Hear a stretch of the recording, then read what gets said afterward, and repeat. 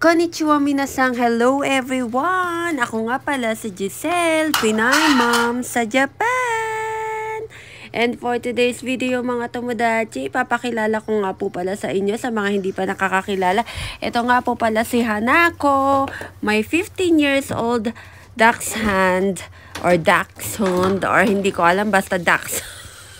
The dog, siya nga po pala is magsi 16 years old na.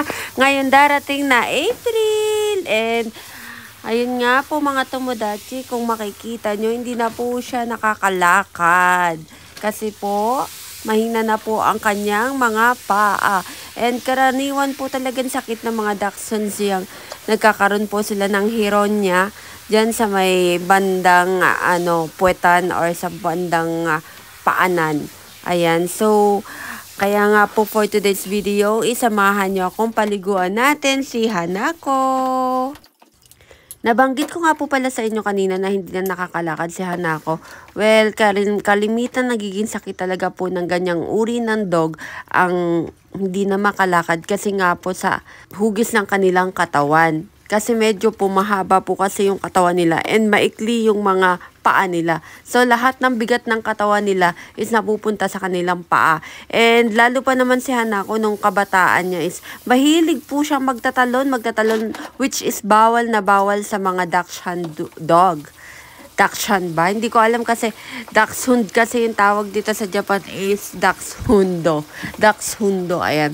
So, bawal na bawal po talaga sa kanila yung mga nagtatatalon ng matataas. Sa matataas, lalo na si Hanako dati. Ang hilig niya magtatalon papunta sa sofa. Tapos, basta kung saan may upuan, gusto niya lagi tatalunin at doon siya uupo, ganon. Kung mapapansin nyo nga po pala is naka-gloves ako dyan habang nililiguan ko si Hanako. Kasi nga po, ngayong oras na to is natutulog lang po ang aking anak na si Baby Joichiro. And anytime po kasi baka siya magising. Kaya nagla-gloves na lang ako para madali kong malinisan ang aking kamay. If ever na bigla siya mag-iyak, o diba? Ayan, 2 beses ko na nga po palang sinampo ang katawan ni Hanako para naman talagang fresh na fresh. And alam nyo ba na si Hanako is bata pa lang is paborito niya talagang maligo at magbabad sa loob ng kanyang bathtub. And nung bata pa lang siya is yan na talaga ang ginagamit niyang bathtub. So ayan, enjoy na enjoy, tingnan nyo naman.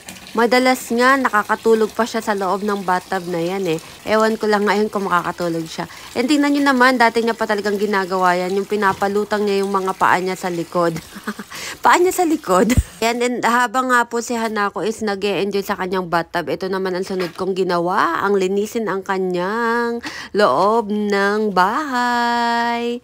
Ang kanyang doghouse. Ayan, so linis-linis muna ang person bago ko balikan si Hanako. And fast forward tayo, ayan, natapos na nga po pala ako. Kaya kinuha ko na si Hanako sa loob ng bathtub. And tingnan nyo naman, pupunasan ko na siya ng kanyang pampunas sa katawan. Ops, hindi po yan pampunas sa kotse ha. Pang-aso po talaga yan. Parang katulad lang ng mga ginagamit sa pampunas sa kotse kapag naglilinis. Buti na lang talaga at napakasarap ng tulog ng anak ko, kaya nagagawa ko ang mga ganito.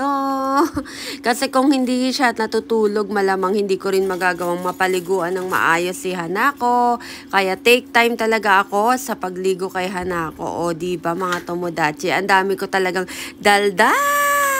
O, diba, mamaya-maya lang matatapos na ako dito. And after ko syempre punasan si Hanako is binoblower ko siya mga tomodachi para naman matuyo po siya ng bonggang-bongga.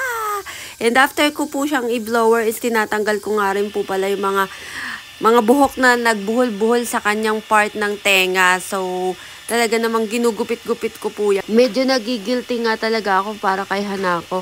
Kasi nga, hindi ko na siya masyado talaga natututukan or naaalagaan ng bonggang-bongga. Pamula nung magkaroon ako ng baby na si Baby Joichiro. Kasi nga, hindi ko naman mahati yung oras ko. Kasi ang dami ko pang ginagawa. Full-time mama ko. Tapos, ako na rin sa bahay, lahat-lahat talaga. And si Papa po naman is trabaho lang talaga ang gagawin niya. Wala kasi siyang ambag dito sa bahay. Basta trabaho lang. At saka ang mga pambayad, ayun. Yun ang ambag niya. Pinakamalaking ambag niya pala is mag-finance sa aming pamilya. Ayun. Ayan, and after ko nga po palang paliguan si anak ko is pinapainom ko siya madalas. And meron pa nga palang natirang milk, kaya pinainom ko na rin sa kanya. So hanggang dito muna po tayo mga tomodachi. Bye-bye! Matane!